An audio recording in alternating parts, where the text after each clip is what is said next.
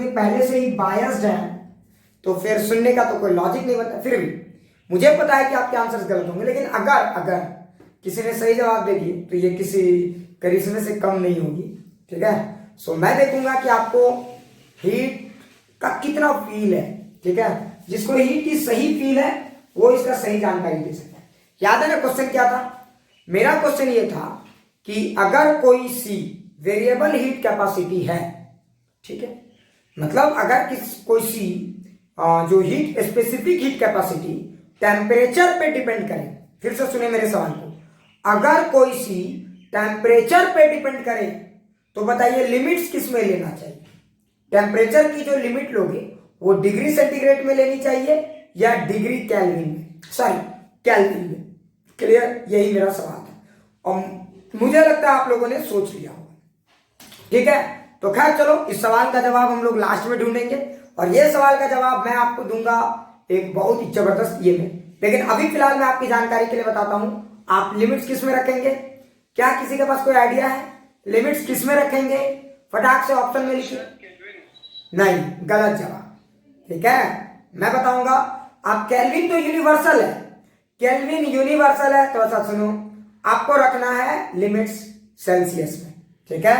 तो मैं बताऊंगा ऐसा क्यों, इसके बारे में हम लोग जम के बात करेंगे। सो प्लीज टेंशन मत लेना, क्यों सेल्सियस में ही रखेंगे, केल्विन में क्यों नहीं रखेंगे, और केल्विन में रखेंगे तो फिर हमें किस बात का ख्याल रखना है ये भी बताऊंगा। तुम सोच रहे होगे सर कन्वर्जन का ख्याल रखना है, बिल्कुल नहीं।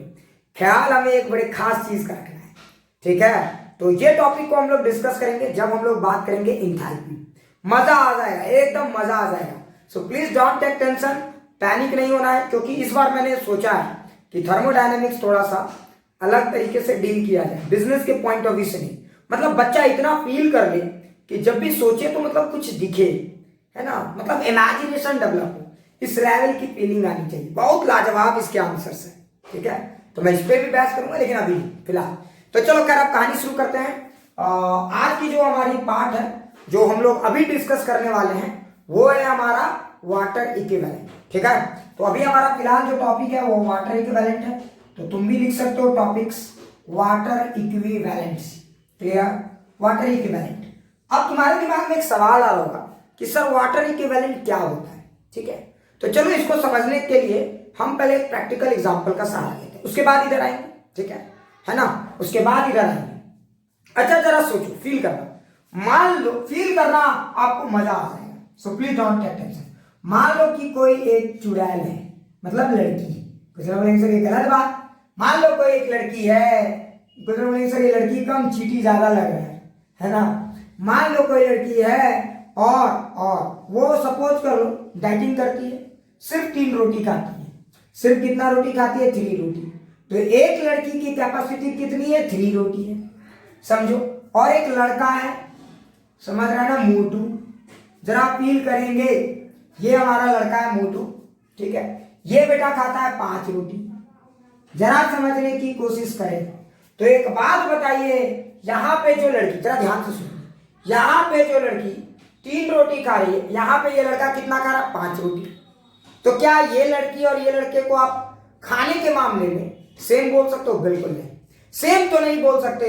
लेकिन जरा सोचो, अगर सोचो इसी तरह करके यहां पे 10 लड़कियां आ जाए, जरा सोचो आपने दावत में इन 10 लड़कियों को बुलाया, आइए हमारे घर भोजन करके जाइए, तो बताओ आपकी मदर को कितने रोटी बनाने होंगे? क्या ये बात समझ में आए?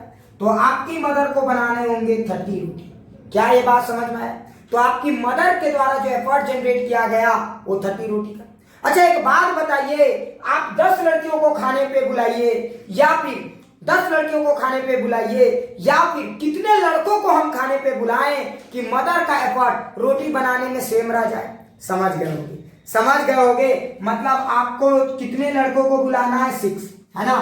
तो यानी इसका मतलब क्या हुआ? इसका मतलब ये हुआ कि आप खाने पे 10 लड़कियों को बुलाएं या खाने पे 6 लड़कों को बुलाएं, दोनों बराबर हैं। खाने के मामले में हम कह सकते हैं 10 girls is equivalent to 6 boys. क्या ये बात समझ में आया? खाने के मामले में हम कह सकते हैं 10 लड़कियां जो हैं वो इक्विवेलेंट है, वो इक्विवेलेंट है किसके? 6 लड़कों के। क्या बातें समझ में आ गई? तो हम कह सकते हैं 10 गर्ल्स खाने के मामले में, again I am repeating my words, 10 girls is equivalent to 6 boys. क्या ये बात सबको समझ में आ गई? हम इसी को कहते हैं इक्विवेलेंट कंसेप्ट। मतलब अगर जरा सोचो, जरा फील करना, अगर जरा सोचो आपने मदर को बोला कि माँ ये मैंने 10 फ्रेंड्स को बुलाया खाने पे, सो प्लीज आप खाना बनाइए। अचानक इन लोगों ने प्रोग्राम कैंसिल कर दिया, तो आप कितने लड़कों को खाने पे बुलाओगे कि एक भी रोटी नहीं बचे, ना ज्यादा हो जाए ना कम हो जाए, तो आप 6 लड़कों को बुलाओगे। समझने की कोशिश करो। तो लॉजिकली ये दोनों क्या है, खाने के मामले में 10 लड़कियां और 6 लड़के बराबर हैं। उसी तरह हीट के मामले में भी आप इक्विवेलेंट वर्ड यूज कर सकते हो। आप हीट के मामले में भी इक्विवेलेंट वर्ड यूज कर सकते हो। लेकिन एक चीज जरा ध्यान से देखना, चूंकि लड़कों की कैपेसिटी ज्यादा थी इसलिए इनकी आबादी कम थी। जरा ध्यान से देखो, इनकी कैपेसिटी, लड़कों की कैपेसिटी ज्यादा थी इसलिए इनकी आबादी कम थी, समझ रहा है, और लड़कियों की कैपेसिटी कम है इसलिए इनकी आबादी ज्यादा है। तो जब आप दो चीजों को कंपेयर करना चाहते हो, तो समझ गए, जिसकी कैपेसिटी कम होगी उसकी काउंटिंग ज्यादा होनी चाहिए। क्लियर? इक्विवेलेंट में अब मैं फील कराता हूं एक एग्जांपल से, शायद ये बात समझ में आ जाए। ठीक है, so please don't take tension, किसी को पैनिक नहीं होना है। अब मैं एक एग्जांपल बताता हूं। मान लीजिए मैं आपको एक एग्जांपल बताता हूं। मान लीजिए ये हमारे पास पानी है, ओहो क्या बात है, और ये हमारे पास एक आयरन का स्लैब है। जरा फील करेंगे सारे लोग, ये हमारे पास एक आयरन का स्लैब है। थोड़ा सा ध्यान से सुनिए, ये हमारे पास एक आयरन का स्लैब है, और मैंने बोला इस आयरन का स्लैब का जो सी है वो 0.2 है। मैंने बोला इस आयरन के स्लैब का जो सी है वो 0.2 है। जरा फील करना कितना है, 0.2, और आयरन का स्लैब का जो मास है 10 kg, और मैंने बोला यहाँ पे 1 kg पानी। जरा फील करो, मैंने बोला यहाँ पे 1 kg पानी। ठीक है, अब जरा फील करना, मजा आ जाएगा। जरा ध्यान से देखना, अब मैंने दोनों में सेम हीट देना शुरू कर दिया। हम दोनों में same rate of heat supply कर रहे हैं। अब बता, ज्यादा तेजी से टेम्परेचर किसका बढ़ेगा? फटाक से बता, ज्यादा तेजी से, और सी तो पानी का सबको पता है 1, ज्यादा तेजी से टेम्परेचर किसका बढ़ेगा, वाटर का या आयरन का? ज्यादा तेजी से टेम्परेचर किसका बढ़ेगा, तो वाटर का बढ़ेगा या आयरन का? देखो पहला बात तो तुम लोग मिस कर गए, पानी की क्वांटिटी बहुत कम है। जरा फील करो, जरा फील करो, अगर आपने सेम हीट दिया तो देखो क्यों, फील करना, सब समझ में आ जाएगा। जरा ध्यान देखना, m के जगह 1 लिखोगे, c के जगह 1 लिखोगे, डेल टी। क्या ये बात समझ में आए? और अगर आपने यहाँ पे वही हीट दिया तो क्यू तो सेम है, यहाँ पे m के जगह क्या लिखोगे 10, c के जगह क्या लिखोगे 0.2 इंटू डेल टी। तो बताओ कौन सा डेल टी ज्यादा है, वाटर वाला या आयरन वाला? तो तुमने एक बात फील किया, तुम देखो यहाँ पे तुम्हें एक बात तो समझ में आ रही होगी कि ये वाली डेल टी ज्यादा है। सोचो क्यों? अरे बेवकूफो, ये तो फिक्स है ना, तो जरा देखो ये वाला डेल टी ज्यादा होना चाहिए और ये वाला डेल टी कम होगा। क्यों? क्योंकि इसका प्रोडक्ट तो 2 आ रहा है। बात को समझो, इसका मतलब ये हुआ कि पानी की जो टेम्परेचर है वो तेजी से बढ़ रही है।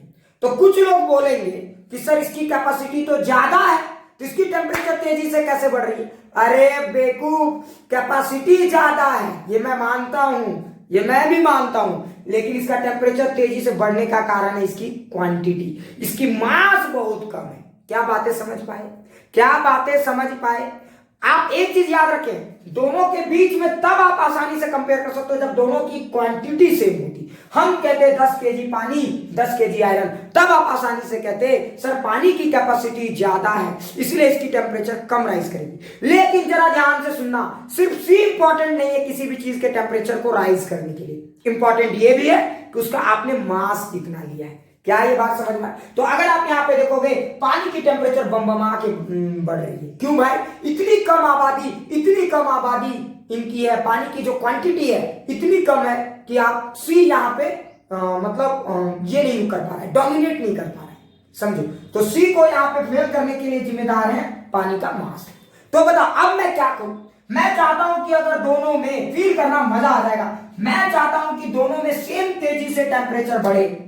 मैं चाहता हूं दोनों में थर्मामीटर लगा हुआ है तो दोनों में सेम तेजी से टेम्परेचर बढ़े। तो बताओ उसके लिए मुझे क्या करना होगा? क्या इसके लिए मुझे यहाँ पानी और ऐड करना होगा या निकालना होगा? फटाक से बताओ क्या करना होगा? इसके लिए मुझे पानी और ऐड करना होगा या यहां से निकालना होगा? फटाक से बताओ। तो इसके लिए मुझे पानी और ऐड करना होगा।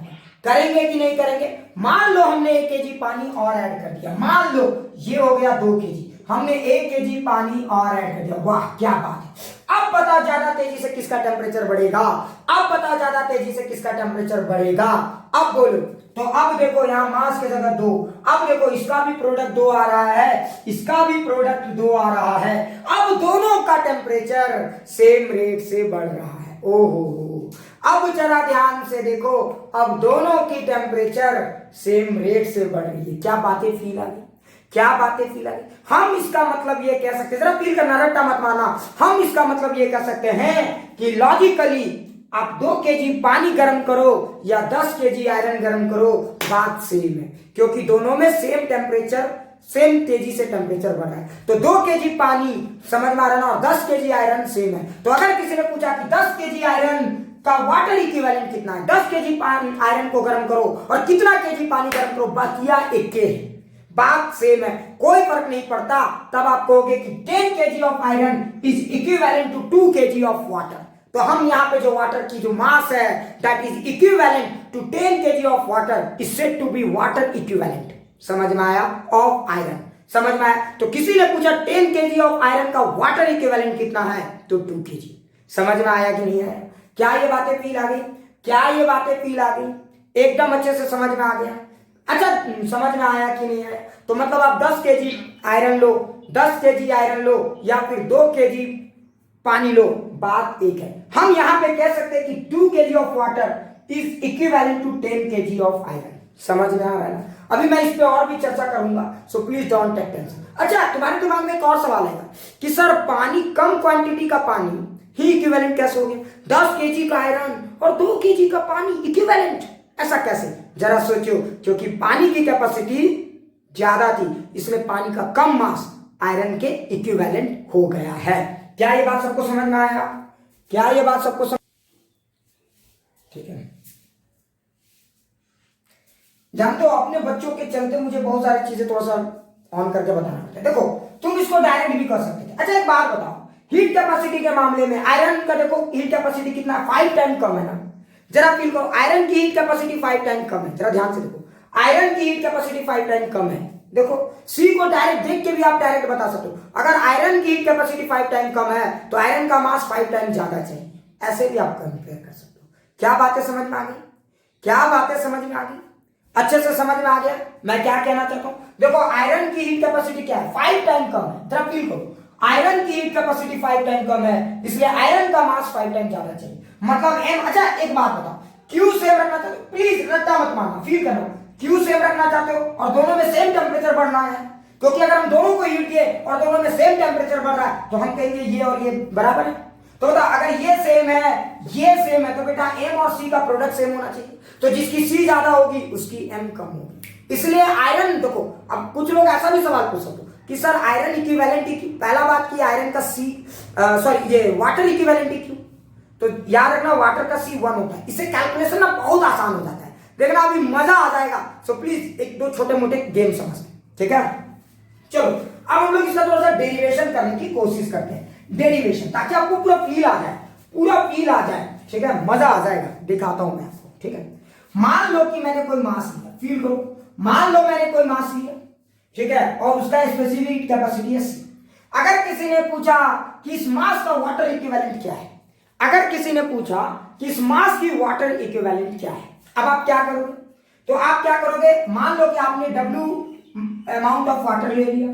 W अमाउंट ऑफ वाटर का मतलब ये भी मास ऑफ वाटर है, ये मास ऑफ वाटर है, सो प्लीज कंफ्यूज मत करना, ठीक है?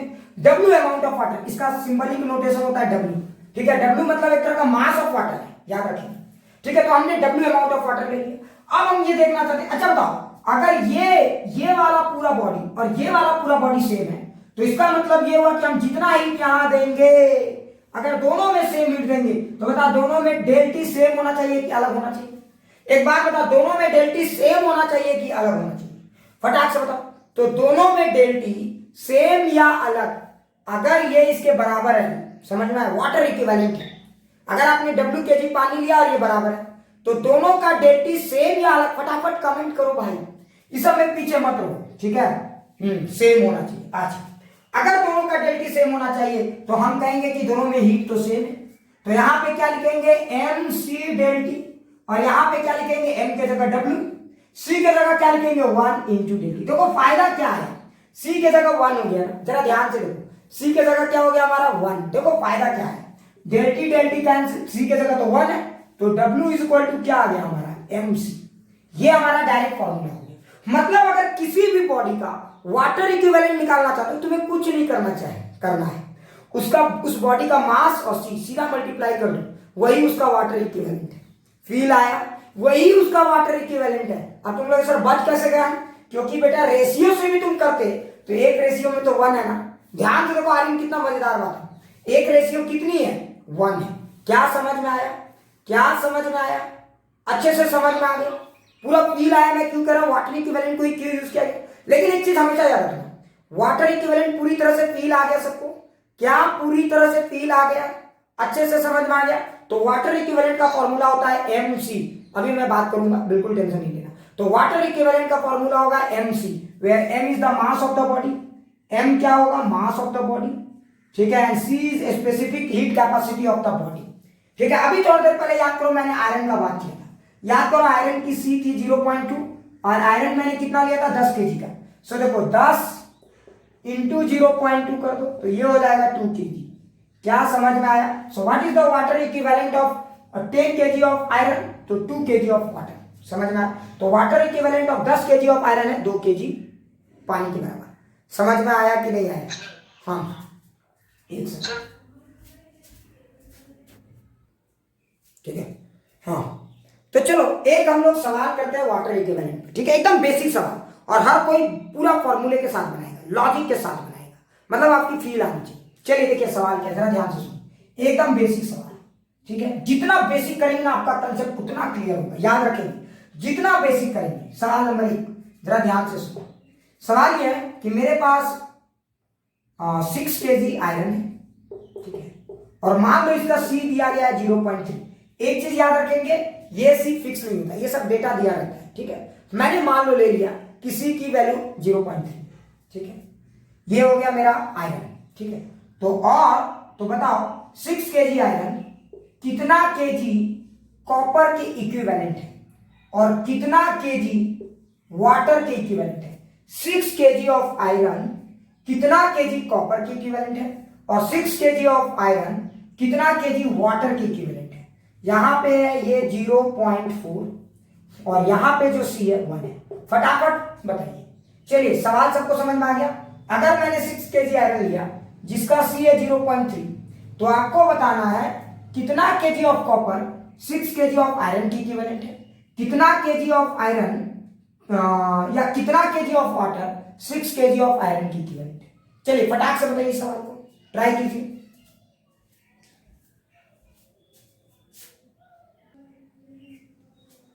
ठीक है, हाँ तो देखो क्लियर। तो थोड़ा सा ध्यान से देखो, अगर Q, फिर से मैं रिपीट कर देता हूं, Q अगर कांस्टेंट है, फील करना, अगर Q कांस्टेंट है, समझो बात को, और डेल्टी कांस्टेंट है, तो हम क्या बोलेंगे M और C। देखो Q कांस्टेंट डेल्टी कांस्टेंट, मतलब M और C का प्रोडक्ट हमेशा कांस्टेंट होना चाहिए। तो जब M और C का प्रोडक्ट हमेशा कांस्टेंट होगा, जब M और C का प्रोडक्ट हमेशा कांस्टेंट होगा, तो M1C1 M2C2 is equal to M3C3। मैं ये बोल सकता हूं। अब देखो M1C1 के जगह मैंने क्या लिखा 6 इंटू 0.3, M2C2 के जगह इसका तो मास ऑफ कॉपर इंटू 0.4 और M3C3 की जगह क्या लिखेंगे मास ऑफ वाटर इंटू 1। तो अगर आप इसको सॉल्व करोगे तो देखो मास ऑफ कॉपर आएगा 4.5 और इसको सॉल्व करोगे तो मास ऑफ वाटर आएगा 1.8। क्या सही या गलत।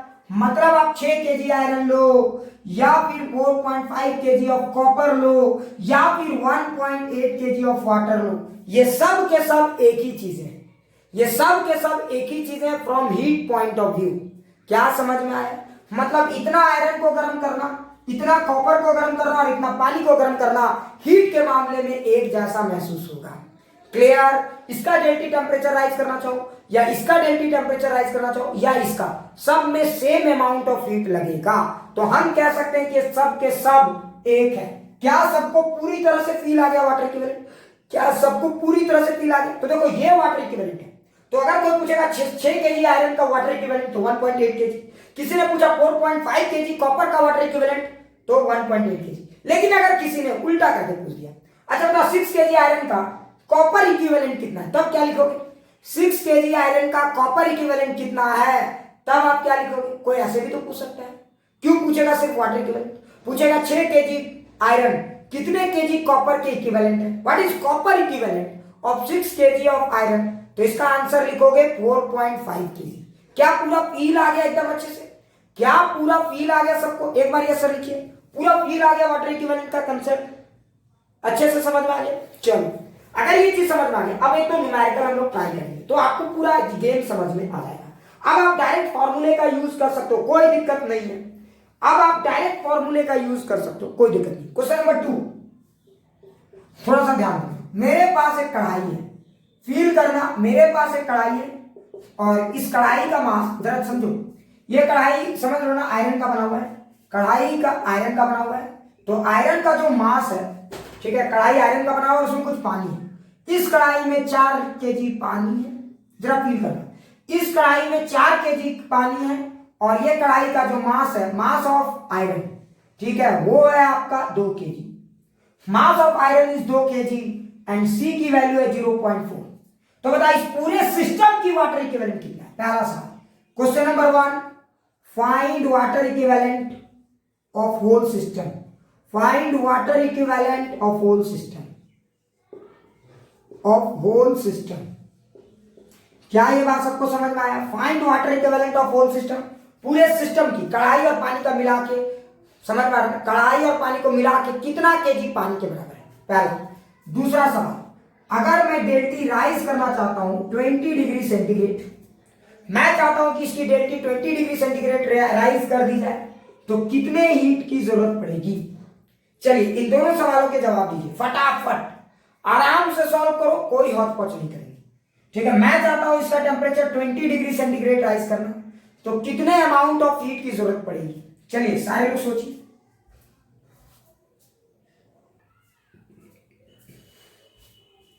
चलो हम लोग शुरू करते हैं, ठीक है। देखो पहले तुम्हें निकालना है find water equivalent of whole system, इस पूरे सिस्टम की वाटर इक्विवेलेंट निकालना। अच्छा एक बात बताओ, तो पूरे सिस्टम में कितना वाटर इक्विवेलेंट है, मुझे वही निकालना है। तो water equivalent of whole system तो MW है ना। अच्छा एक बात बताओ, अगर आप इस सिस्टम को देखो, इस सिस्टम में 2 चीजें हैं, एक तो वाटर खुद है और एक आयरन है। तो बताओ 4 केजी पानी तो 4 केजी पानी रहेगा ना, पानी की आइडेंटिटी थोड़ी बदल, 4 केजी पानी इज इक्वल टू 4 केजी पानी, मतलब इस सिस्टम में 4 केजी पानी है तो 4 केजी पानी। तो what is water equivalent of this whole system, याद रखना सिस्टम के लिए मैं वर्ड यूज कर रहा हूं, सिस्टम। तो water equivalent of whole system is water equivalent of water plus water equivalent of iron. क्या ये बात समझ?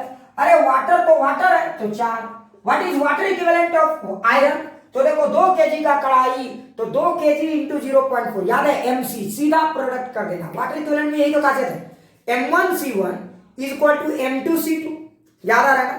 तो जिसमें वाटर में तो 1 हो जाता था, तो बेटा समझ गए होगे W is equal to MC, है ना। तो जरा ध्यान से देखो, 2 इंटू 0.4 सीधा मल्टीप्लाई कर दो एंड दैट इज 0.8, मतलब ये पूरा का पूरा सिस्टम 4.8 केजी पानी के बराबर है। क्या ये बात फील आ गई? क्या ये बात फील आ गई? मतलब पानी प्लस कढ़ाई आप ऐसे लेके चलो मेरे भाई, पानी प्लस कढ़ाई आप ऐसे लेके चलो मेरे भाई, या फिर 4.8 केजी पानी बोलो, दोनों बातें सेम है। क्या अब कुछ कुछ बातें समझ में आ रही है? क्या अब कुछ कुछ बातें समझ में आ रही है? यस या नो? क्या अब कुछ कुछ बातें समझ में आ रही है? बहुत अच्छी। अब मेरा अगला सवाल है find water equivalent, find amount of heat supply in order to raise the temperature of this system by 20 degree centigrade, है ना। तो चलो अच्छा एक बात बताओ, अब मैं किससे सॉल्व करूं, बोलो वाटर इक्विवेलेंट क्यों फायदेमंद है, अब आपको समझ में आ जाएगा। बताओ मैं क्या करूं, इसको लेके सॉल्व करूं या वाटर इक्विवेलेंट को लेके सॉल्व करूं? क्यों? क्योंकि आप इसमें डेल्टी 20 डिग्री सेंटीग्रेड टेम्परेचर राइज करो या फिर इसमें 20 डिग्री सेंटीग्रेड टेम्परेचर राइज करो, दोनों बातें सेम है, दोनों बातें सेम है। तो चलो मैं दोनों को एक एक करके सॉल्व करता हूं, देखना दोनों आंसर सेम आएंगे, दोनों चीजें सेम है। बस याद रखना वाटर इक्विवेलेंट करता क्या है, तो वाटर इक्विवेलेंट आपके मैथमेटिकल कैलकुलेशन को थोड़ा सा सिंप्लीफाई कर देता है। क्लियर? तो चलो अगर हम इसकी बात करें, जरा फील करना, रट्टा मत मारना प्यारे बच्चों, फील करना, आपको अच्छे समझ में आ जाएगा, मजा आ जाएगा। देखना अगर मैं इसी कढ़ाई से शुरू करता हूं तो बताओ, अच्छा एक बात बताओ, अगर मैंने 20 डिग्री सेंटीग्रेड टेम्परेचर राइज किया तो बताओ किसकी टेम्परेचर राइज हुई, कढ़ाई की या पानी की? फटाक से बताओ, या दोनों की? देखना बेटा कुछ लोग गधा हो गया, मैंने जरा पनिया गर्म हुआ, कढ़ाई वाला गर्म हो नहीं किया, बताओ। अरे बेवकूफो जरा सोचो, हम हीट दिए पानी और कढ़ाई, तो किसकी टेम्परेचर राइज होगी मेरे भाई? हाँ, अरे दोनों का होगा। ऐसा थोड़ी है बेटा कि कढ़ाई ठंडे रह जाएगा और पनिया गर्म होने लगेगा, या पनिया ठंडा रह जाएगा कढ़िया गर्म होगा, ऐसा नहीं है, दोनों की टेम्परेचर राइज होगी। बहुत अच्छा, अब जरा फील करो, तो हम एक एक करके, तो दोनों को हीट देना पड़ा, मतलब amount of heat given to कढ़ाई plus amount of heat given to water मेरे भाई। अच्छा अब जरा सोचो, तो हीट गिवन टू कढ़ाई कितना, तो कढ़ाई का मास था, देखो अब फॉर्मूला का सहारा लोगे तो क्या होगा, कढ़ाई का मास था 2 kg और सी था 0.4 और डेल्टी कितना था, तो डेल्टी था 20 डिग्री। ये कढ़ाई का हो गया हीट, मतलब कढ़ाई में जो हीट दिया मैंने इतना हीट दिया, ओ हो। अच्छा वाटर में मैंने कितना हीट दिया, तो वाटर 4 × 1 × 20, देखो ये हमने किया दिया, तो ये हो गया हमारा बेसिक, है ना। तो हम एक एक करके हीट दिए, ये बहुत ही लेंदी प्रोसेस है, एक एक करके सबको हीट देते जाओगे बेटा पगलाइए जाओगे। तो हमने जो हीट दिया टोटल हीट, उसमें से कुछ कढ़ाई में गया और कुछ पानी में गया, ये हो गया। लेकिन देखो चालबाजी क्या है, तो देखो 2 × 0.4 प्लस 4 × 1, अगर आप कॉमन लेते हो तो ये तो 20 हो गए। तो जरा ध्यान से देखो, ये वाला पार्ट क्या है, M1C1 और ये पार्ट क्या है, M2C2 × 20, क्या बात फील आई। और इसी पूरे टर्म को, ओहो जरा ध्यान से देखो, इसी पूरे टर्म्स को आपने water equivalent of the system कहा है, इसी पूरे टर्म्स को water equivalent of the system कहा है। जरा चेक कर लेते हैं, अगर किसी ने पूछा इसके लिए बताइए, तो आप क्या लिखोगे, 4.8 × 1 × 20। जरा ध्यान से देखो, ये वाला टर्म और ये वाला टर्म सेम है, क्या फील आया, क्या फील आया। इसी पूरे टर्म्स को water equivalent of the system कहा जाता है, क्या समझ में आ गया। तो अगर कोई पूछेगा कि what should be the formula for water equivalent of the whole system, water equivalent of the whole system का फॉर्मूला क्या होना चाहिए, तो आप समझ गए, M1C1 plus M2C2 plus M3C3 plus so on so on so on। Clear? इसको मैं लास्ट में लिख दूंगा। पूरी बातें फील आ गई क्या, पूरी की पूरी बातें फील आ गई? प्लीज एक बार यस सर बोलिए, क्या पूरी की पूरी बातें फील आ गई? अच्छा एक और सवाल कराते हैं। अच्छा एक बात बताओ, फील करना, रट्टा मत मारना। अब हम लोग जानना चाहेंगे कि एक आदमी क्या किया, पैरासीटामोल खाया, ठीक है बहुत अच्छा सर, तो क्या हुआ, पैरासीटामोल खाने से क्या होता है बताओ, पैरासीटामोल खाने से क्या होता है, टेम्परेचर घट जाता है ना, पसीना उससे निकलता है। तो अभी हम लोग उतना डेप्थ में नहीं जा रहे, बेसिक समझेंगे, ठीक है। एक आदमी पैरासीटामोल खाया, और बेटा पैरासीटामोल खाया और 2 डिग्री टेम्परेचर लुढ़काया, देखो पैरासीटामोल खाया 2 डिग्री टेम्परेचर लुढ़काया। अच्छा और वो आदमी जो है फील करना, वो आदमी जो है फील करना, ये है हमारा आदमी मोटू भाई, इसका मास है 60 kg, कुछ दिन पहले मैं यही था, इसका मास है 60 kg, ठीक है। और इसमें, ठीक है जरा ध्यान से सुने ये, अच्छा मान लेते हैं कि आदमी 2 चीजों से बना है, हार्ड और मांस, है ना। अरे आदमी 2 चीजों से बना है, हार्ड और मांस, हार्ड मतलब बोन और मांस मतलब मसल। अभी ज्यादा अब मत बायोलॉजी लगाना सर, आप बायो गलत बता रहे हैं, आदमी समझो मत। तो बोन, ठीक है, और मसल, तो मान लो कि मसल का जो सी है वो है 0.6 kg, सॉरी मसल का जो सी है वो 0. अब मसल का सी 1 है मान लो, ठीक है, मान लो ना 1, समझना है आपको। मान लो कि आप कह सकते हो कि आदमी का ज्यादातर पार्ट क्या, वाटर, तो वाटर कहाँ होगा, मसल ही होगा, तो मान लो सी, समझने के लिए, ठीक है। तो हम बोन के जगह वाटर बोल देते हैं, बोन एंड वाटर, ठीक है, समझना ही नहीं बेटा मशरूम के पीछे पड़ जाना सर, हड्डी के बाद तो पानी, तो बता पानी कितना होता है, 70%। तो इस आदमी का टोटल मास का 70% पानी है, और इस आदमी के टोटल बाकी पार्ट समझ में आना हड्डी है, और हड्डी की जो सी दे दी गई है वो है 0.3, वो है 0.3। सवाल सबको समझ में आ गया क्या, क्वेश्चन सबको समझ में आया। एक आदमी है 60 kg का, उसका 70% वाटर है और बाकी बोन है, वाटर में मसल उसल सब जोड़ लो, ज्यादा बुद्धि नहीं लगाएंगे, ठीक है। 70% वाटर है और बाकी बोन है, तो वाटर 70% बाकी बोन। तो पहला सवाल ये है आपको ये बताना कि what is water equivalent of human, water equivalent of आदमी, वाटर इक्विवेलेंट ऑफ आदमी। इस आदमी को गर्म करो या पानी को गर्म करो, वाटर इक्विवेलेंट ऑफ आदमी, पहला सवाल। दूसरा सवाल आपको ये बताना है कि how much heat is lost by the man, how much amount of heat, अरे क्यू लॉस, ज्यादा अंग्रेजी नहीं जानना है, क्यू लॉस। इस आदमी ने पैरासीटामोल खाया तो कितना हीट पैरासीटामोल के हेल्प से उसने कमाया, क्योंकि जब हीट बॉडी से बाहर निकलेगा in the form of sweating, radiation, जो भी हो, तो वो क्या करेगा, टेम्परेचर को डाउन करेगा। तो बताइए कि कितना हीट उस गधेड़े ने लॉस किया, ठीक है, आफ्टर टेकिंग पैरासीटामोल। क्लियर? चलिए फटाक से सवाल को सॉल्व कीजिए।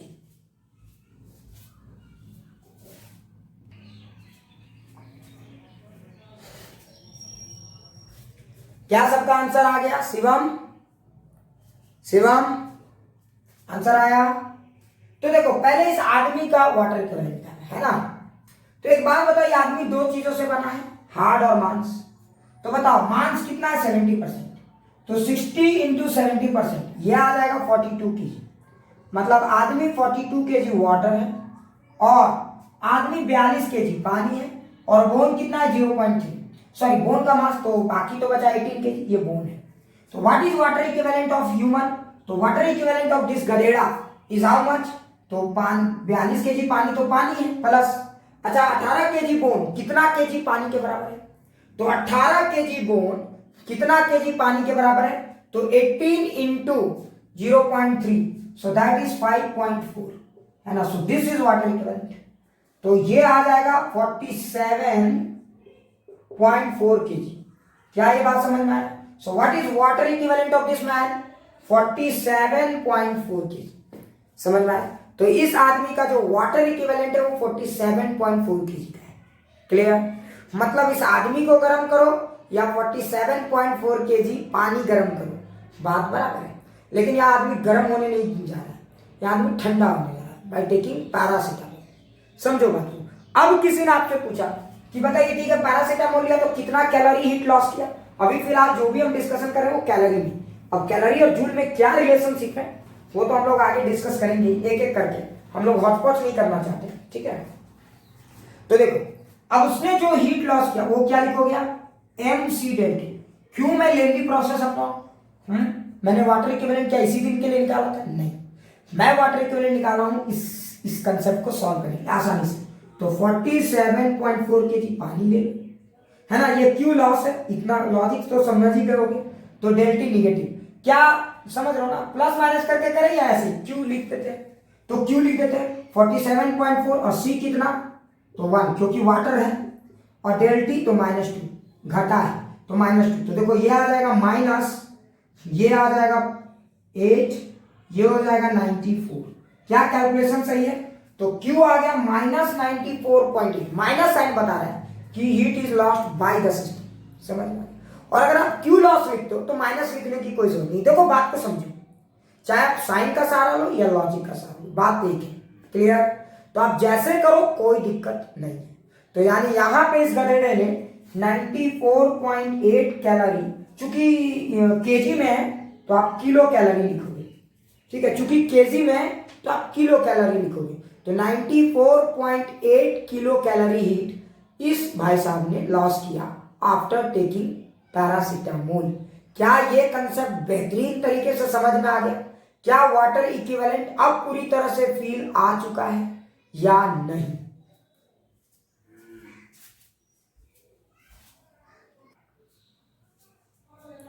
चलो अब हमारा अगला टॉपिक है कैलोरी मीटर, ठीक है। नाम सुन के तो कुछ लोगों को तो ऐसा लगता होगा कि बेटा क्या है, नाम है बॉम्ब कैलोरी मीटर। इसके फॉर्मूला को कभी मत देखना, नहीं तो देखते ही हार्ट अटैक आ जाएगा। इसके फॉर्मूला को देखोगे किताबों में और उससे जो आपकी क्षति होगी उसके लिए आप खुद जिम्मेदार हो। जो भी लॉसेस होगा फॉर्मूला को देखने के बाद आपके ब्रेन में, आपके हार्ट में जो भी लॉसेस होंगे उसके लिए खुद आप रिस्पॉन्सिबल हो। क्योंकि ये टॉपिक नाम है बॉम्ब, मतलब ऐसा लग रहा होगा कि बड़ा धमाका होने वाला, कुछ नहीं, फुसफुसिया बॉम्ब है। आप खाली वाटर इक्विवेलेंट के कंसेप्ट को दिल से लगाए रखिए, आपको सब समझ में आ जाएगा कि ये क्या होता है। ठीक, अब सवाल उठता है कि बॉम्ब कैलोरीमीटर है क्या। ये बॉम्ब कैलोरीमेट्री मैंने लिख दिया, मीटर होगा, ठीक है, सुधार लेना। बॉम्ब कैलोरीमेट्री मैंने लिखा, बॉम्ब कैलोरीमीटर लिख लेना आगे। ठीक है, अब आगे मैं बताता हूँ बॉम्ब कैलोरीमीटर का यूज क्या, पहले ये समझिए। हाँ, मिर्ची बॉम्ब भी नहीं है, मिर्ची बॉम्ब है जो पानी में डुबोया गया है, बस ऐसा ही समझो, फुसफुसिया है, डोंट टेक टेंशन। नाम से नहीं तो कुछ लोग को लग रहा हो भाई क्या नाम है ना। थोड़ा सा देख लेना इसके वर्डिंग्स को, शुरू में देख के लगेगा ना भाई क्या हो रहा है, ये लोग डरा देते हैं आपको, आपको डरने की जरूरत नहीं है। सो डोंट टेक टेंशन, मैं हूं ना, डोंट टेक टेंशन, थोड़ा सा ध्यान से सुनिए। एक्चुअली में बॉम्ब कैलोरीमीटर एक ऐसा डिवाइस है जिसके हेल्प से आप किसी भी अननोन डिवाइस का सी निकाल सकते हो, किसी भी अननोन डिवाइस का। मतलब मान लो मैंने दे दिया कि आर्यन का सी कितना है, मान लो एक बात बता रहे हैं, तो इसके हेल्प से आप आर्यन का सी निकाल सकते हो। आपको जानना है ये आयरन का सी कितना है, तो आप निकाल सकते हो। मतलब बॉम्ब कैलोरीमीटर के हेल्प से आप किसी भी डिवाइस का सी बहुत ही आसानी से कैलकुलेट कर सकते हो। क्या बातें सबको समझ में आ गई? क्या बातें समझ में आ गई कि बॉम्ब कैलोरीमीटर का काम क्या है? जैसे मान लो मैंने जो सी दिया आपको, मैंने बोला आयरन का सी 0.3, तो भाई कोई तो लॉजिक होगा, कोई कैसे बताएगा कि आयरन की सी 0.3 है? तो बहुत सारे तरीके, एक तो वाटर इक्विवेलेंट का टेक्निक है, समझो बात को, एक तो वाटर इक्विवेलेंट का टेक्निक है और एक है बॉम्ब कैलोरीमीटर। इसके हेल्प से आप एक्सपेरिमेंट कीजिए और थोड़ा बहुत मैथमेटिकल मैनिपुलेशन कीजिए, तो आप उस रिजल्ट तक पहुंच जाएंगे जो आपको चाहिए होगा। ठीक है, तो ये एक्सपेरिमेंट प्लस थोड़ा सा मैथमेटिकल मैनिपुलेशन को ऐड कीजिए, आपको वाटर इक्विवेलेंट मिल जाएगा। क्लियर? आजकल तो प्रोसेसर का जमाना है, वो तो पहले से कैलकुलेटेड रहता है, वो फटाक से आप डालोगे वो बता देगा वाटर इक्विवेलेंट। क्लियर? तो क्या हम लोग चलते हैं ये काम कैसे करता है, थोड़ा सा ध्यान से सुनो। एक्चुअली वाटर इक्विवेलेंट में क्या क्या चीजें ली जाती है? एक कॉपर का कंटेनर लिया जाता है, ध्यान से सुनो, कॉपर का कंटेनर, कोई भी कंटेनर ले सकते हो लेकिन कॉपर का लिया जाता है। ठीक है, और चारों तरफ से इधर इंसुलेटिंग कवर कर दिया जाता है, ताकि, क्यों इंसुलेटिंग कवर कर दिया जाता है जरा सुनो, हीट लॉस ना होने पाए। ये तो कॉपर है ना, कंडक्टर है, हीट दोगे गन गन लॉस करने लगेगा। ठीक है, तो एक कॉपर का कवर लिया जाता है, कॉपर का कंटेनर। ठीक है, और ध्यान से सुनो, इस कंटेनर में क्या किया जाता है, कुछ fix amount of water insert कर दिया जाता है, कुछ fix amount of water insert कर दिया गया। जरा फील करना, अपने आप समझ में आ जाएगा। ठीक है, रट्टा मत मारना, न्यूमेरिकल करोगे क्लियर हो जाएगा। तुमको लगेगा अरे सर खोदे पहाड़ निकली चूहिया, चूहिया भी नहीं निकली, उसके बच्चे निकलेंगे यहाँ पे। So don't take tension. ठीक है, पहले करके तो देखो। तो क्या होता है, कंटेनर होता है, ठीक है, इसमें चारों तरफ से इंसुलेशन कवर होता है ना। अब क्या होता है, जरा ध्यान से सुनो, और इंसुलेशन इसलिए किया जाता है ताकि हीट का लॉस कहीं से ना होने पाए। ठीक है, पहले। दूसरा क्या होता है इसमें, यहां पे, ठीक है, दूसरा क्या होता है, ध्यान से सुनो। तो दूसरा क्या होता है, थोड़ा फील करेंगे, यहां पे थर्मामीटर लगाना है। क्यों लगाना है थर्मामीटर, ये सबको फील आ गया? क्यों लगाना है थर्मामीटर, ये सबको समझ में आ गया? बेटा गेट अपने आप क्यों बन रहा है, भूताहा इफेक्ट, क्या रिकॉर्डिंग में जा रहा है, देखो देखो देखो, है ना, हवा के कारण। ठीक है, तो देख, तो क्यों बंद, थोड़ा सा ध्यान से सुनो। तो ये थर्मामीटर है, ठीक है, मैं पूछ रहा था क्यों बंद खुलता है ये थर्मामीटर, इसका काम क्या बताओ? अरे ये थर्मामीटर है, इसका काम क्या है बताओ? टेम्परेचर रिकॉर्ड करना। ठीक है, ये थर्मामीटर लगा दिया गया। ठीक है, देखो फिर से सुनो, और यहां पे क्या होता है, कवर होता है, समझ लो ना, स्टिरर बोलते हैं उसको, कुछ स्टिरर, स्टिरर समझते हो ना, छाननी उननी जिसे मिलाते उलाते, जैसे घर में मम्मी को देखोगे करछुल, जैसे खाना मिलाती गुंज गुंज गुंज गुंज गुंज, समझ में आया? तो उसी तरह से यहाँ पे क्या होता है, एक स्टिरर लगा दिया जाता है। इसका काम क्या समझ में आ रहा है ना? इसका काम क्या है, मिक्सिंग करना, अच्छे से मिक्स हो जाए, अच्छे से मिक्स हो जाए। तुम लोगों ने देखा होगा आमलेट वाला भी अंकल स्टीरिंग करता है, गड़गड़ गड़गड़ मिलाता है, तो ये है वो, बस आमलेट वाला नहीं। ठीक है, तो ये स्टिरर, और यहाँ पे क्या होता है, एक ओपन होता है ताकि जिसका भी हमको सी निकालना है उसको इसमें इमर्स कर सके। ठीक है, अब देखो फील करना, तो यहाँ पे आपके पास क्या क्या चीज है, कॉपर है, तो मान लो आपको दे दिया गया मास ऑफ कॉपर mc और C of copper is C, stirrer है, तो let mass of stirrer is ms, और स्टिरर भी किसी चीज से बना हो सकता है, सो लेट स्टिरर का भी सी है cs, समझ में आ गया? और यहाँ पे वाटर है, देखो ये फॉर्मूला क्यों टफ लगता है लोगों को, मास ऑफ वाटर भी दे दिया गया। अरे वाटर का मास देगा ना भाई, कुछ ना कुछ रहेगा। So don't take tension, panic नहीं होना है मेरे प्यारे बच्चों, पैनिक नहीं होना है। फिर से समझिए, इस सिचुएशन में पैनिक नहीं होना है। अच्छा, ये सारी चीजें दे दिया गया। अच्छा, जब ये चीजें दे दिया गया तो इसका इनिशियली कुछ टेम्परेचर होगा, तो इसका इनिशियल टेम्परेचर दे दिया गया टी आई। अरे ये पूरा सिस्टम का कुछ तो इनिशियल टेम्परेचर होगा। थर्मामीटर बोलेगा ना भैया टी आई टेम्परेचर, कुछ करो भैया टेम्परेचर बढ़े। तो देखो अब हम लोग क्या कर रहे हैं, थोड़ा सा ध्यान से। अब मुझे जिस डिवाइस की सी मेजर करनी है उस डिवाइस को मैं क्या करूंगा, तो मान लो एक भट्टी था, मान लो मेरे पास ये डिवाइस है आयरन। जरा सोचो, मैं चाहता हूं इस आयरन की सी निकालना, तो बोलो प्यारे बच्चे मैं क्या करूंगा, तो इस आयरन को पहले भट्टी में डाल दूंगा और इस आयरन का टेम्परेचर को भट्टी के टेम्परेचर के बराबर कर दूंगा। बोलो समझ में आया? तो बताओ इस आयरन की टेम्परेचर भट्टी के टेम्परेचर के बराबर हो गई कि नहीं? So let the temperature of iron, iron की टेम्परेचर भट्टी के टेम्परेचर के बराबर हो गई। So let this is T1, कुछ भी मान लो कोई फर्क नहीं पड़ता, ये टेम्परेचर है T1 और इसका मास मैं पहले मेजर कर चुका हूं। अब मैं इसका मास पहले से मेजर कर चुका हूं, जरा ध्यान से सुनना प्यारे बच्चों। भट्टी में डाली बेटा, पूरा गर्मा गर्म हो गया घटका। अब मैंने क्या किया, अब हाथ से नहीं पकड़ के रख सकते ना, मैंने बस इसको उठा के सीधे, बताओ ये T1 टेम्परेचर में था भट्टी में, मैंने इसको क्या किया, भट्टी से उठाया और सीधे यहाँ पे डाल के घर मिलाया, ढकना लगा दिया। समझो बात को, भट्टी से उठाया सीधे यहाँ पे डाल दिया, ढकना लगा के मिला दिया, ढकना लगा के, और ऊपर से स्टेरर, ऐसे ही कुछ ऐसा तरीका होगा, थोड़ा सा जगह होगा, स्टेरर को हिला दिला दिया। अब बोलो क्या होगा, तो देखो अब बोलो क्या होगा, समझ गए? अब बोलो क्या होगा, तो चूंकि आयरन बहुत गर्म था, आयरन क्या करेगा, हीट लॉस करेगा। और हीट लॉस कहां जा रहा है मेरे प्यारे बच्चों, सराउंडिंग में तो हीट लॉस हो नहीं रहा है बिकॉज ऑफ इंसुलेशन। तो फिर वो हीट कहां जा रहा है, पानी में जा रहा है। अब थर्मामीटर जो पहले सोया होता अब एक्टिव हो जाएगा। हाँ अब काम मिला है मेरे को, थर्मामीटर की टेम्परेचर बढ़ती चली जाएगी। अरे बोलो समझ में आया कि नहीं आया?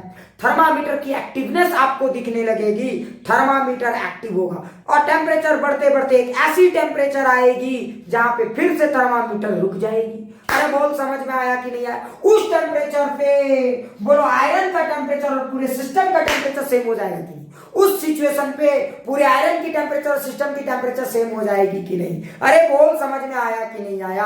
अरे बोल समझ में आया कि नहीं आया? तो मान लो थर्मामीटर ने उस समय टेम्परेचर T रिकॉर्ड किया, मान लो थर्मामीटर ने उस समय टेम्परेचर T रिकॉर्ड किया, तो अब बोलो मैंने टेम्परेचर फिर से देख लिया, तो अब बोलो मेरे पास सारे डेटा अवेलेबल है, मेरे पास मास ऑफ आयरन अवेलेबल है, मुझे क्या निकालना है, सिर्फ सी।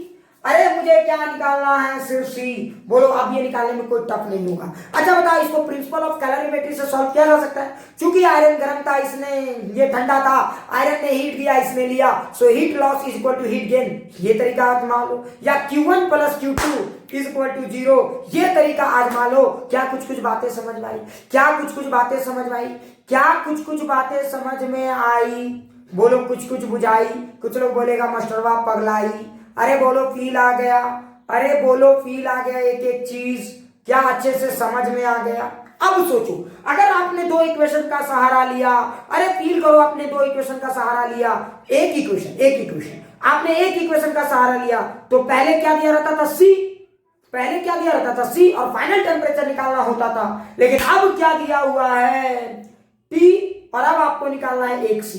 क्या सी नहीं निकल सकता उसी इक्वेशन के हेल्प से? क्या सी नहीं निकल सकता उसी इक्वेशन के हेल्प से? बोलो यस या नो। क्या सी नहीं निकल सकता उसी इक्वेशन के हेल्प से? आप आराम से सी निकल सकता है उसी इक्वेशन के हेल्प से। समझ में आया? तो इस तरह से ये आपका बॉम्ब कैलोरीमीटर काम करता है। तो कुछ लोग बोलेंगे सर यहाँ पे वाटर इक्विवेलेंट का क्या यूज है? अब तुम्हें कहीं बताओ वाटर इक्विवेलेंट का कहाँ पे यूज है? क्या कुछ कुछ बातें आपको समझ में आई? वाटर इक्विवेलेंट की यूज कहाँ पे? ये कुछ कुछ बातें समझ में आई कि नहीं आई? कुछ लोग बोलेगा मास्टर आप पगलाई। अरे बोलो कुछ कुछ कंसेप्ट समझ में आया मेरे भाई?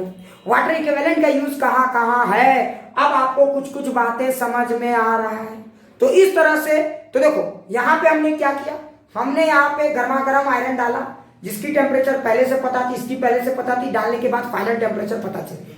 क्लियर? तो थर्मामीटर के हेल्प से, एक्सपेरिमेंट के हेल्प से हमने क्या किया, टी निकाल लिया। अब थोड़ा सा लिटिल बिट मैं मैथमेटिकल कैलकुलेशन कर लूंगा, तो उससे मुझे इस अननोन आयरन का सी भी नोन हो जाएगा। क्या बात समझ में आए? नोन आयरन का सी, अननोन सी अब नोन हो जाएगा। क्या ये बातें क्लियर होगी? क्या ये बातें क्लियर हो गई? इस तरह से बॉम्ब कैलोरीमीटर वर्क करता है। क्या मुझे फॉर्मूला लिखवाने की जरूरत है या कंसेप्ट डायरेक्ट न्यूमेरिकल्स पे है? मैं तो आपको एक सलाह दूंगा, डायरेक्ट न्यूमेरिकल्स कीजिए, आपको पूरी तरह से फील आएगा। मैं तो आपको एक सिंपल सा सलाह देता हूं, डायरेक्ट न्यूमेरिकल्स कीजिए, आपको पूरी तरह से फील आएगा। पहले इसको अच्छे से देख लीजिए।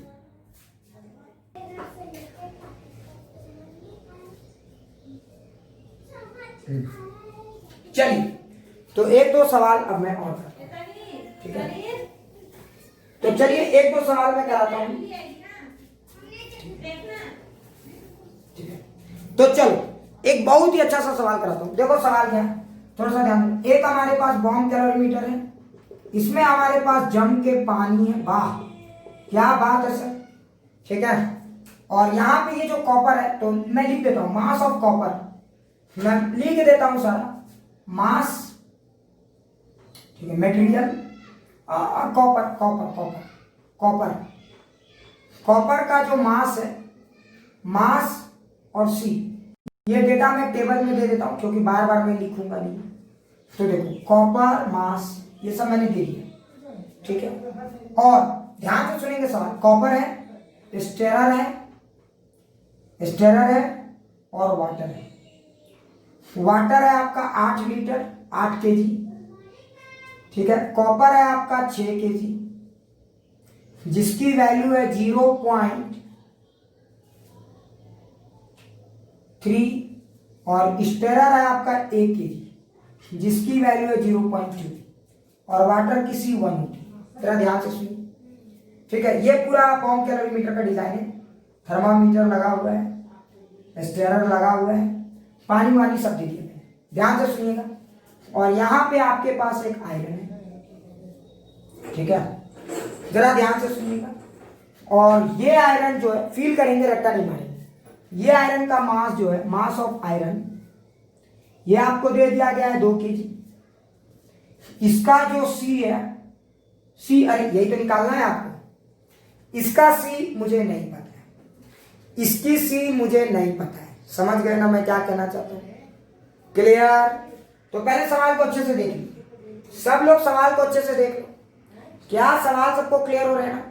तो इसकी सी मुझे नहीं पता, यही तो आपको सी निकालना है, ध्यान से सुनिए, ठीक है? और जब आयरन को हमने इनिशियली गर्म किया था, ठीक है? पहले यहां तक देख लिए सब लोग? क्या यहां तक अच्छे से देख लिए सारे लोगों ने? पहले सोच लो, ठीक है? तो मैंने जब इसको गर्म किया था, तो इसका इनिशियल टेम्परेचर था 250, इसकी इनिशियल टेम्परेचर थी 250। ध्यान से सुनिए, मैंने जब इसको भट्टी में डाला तो इसकी इनिशियल टेम्परेचर थी 250 डिग्री सेंटीग्रेड। अभी सारे डेटा सेंटीग्रेड में चल रहे। अच्छा, अब मैंने क्या किया, और यहां पे पानी की इनिशियल टेम्परेचर थी, ये पूरा सिस्टम का, इस पूरे सिस्टम की जो इनिशियल टेम्परेचर थी 40 डिग्री सेंटीग्रेड। क्या ये सबको फील आ गया? क्या ये सबको फील आ गया? जरा ध्यान से देखो, इस पूरे सिस्टम का ये रूम टेम्परेचर पे था, तो इनिशियल टेम्परेचर थी 40 डिग्री सेंटीग्रेड। क्लियर? पहले देख लो, यहां तक सबको समझ में आ गया ना? पहले सवाल को अच्छे से देख लो भाई, फिर बाद में गाली गलौज नहीं करने का।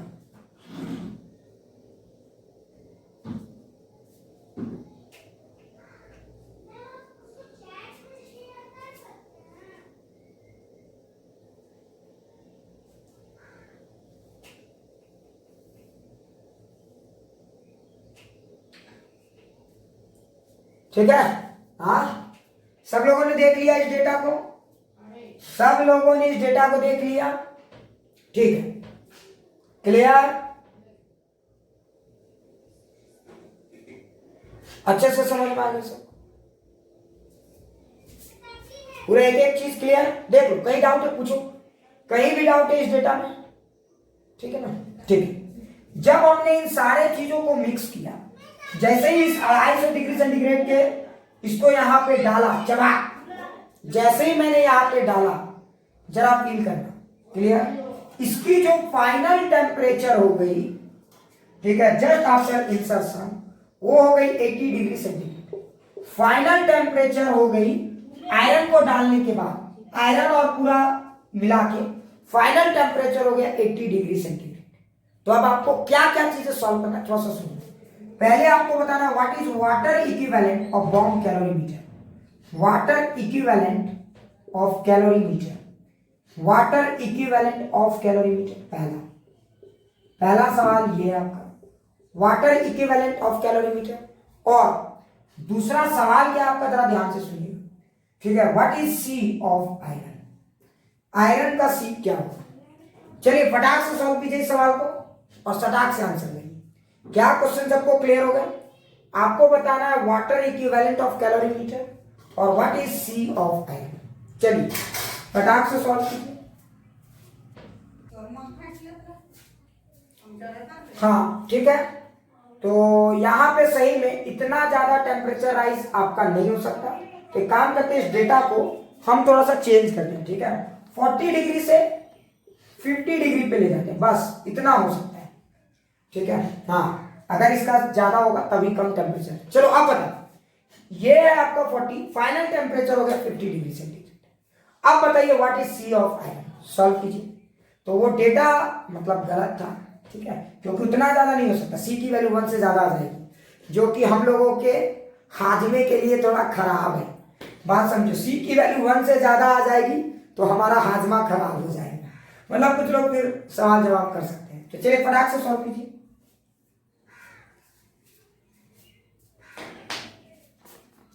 है ना, आ गया, पूरा फील आया कि नहीं आया। देखो अच्छा एक बात बताओ, क्या पूरा फॉर्मूला फ्री जिंदगी है या नहीं।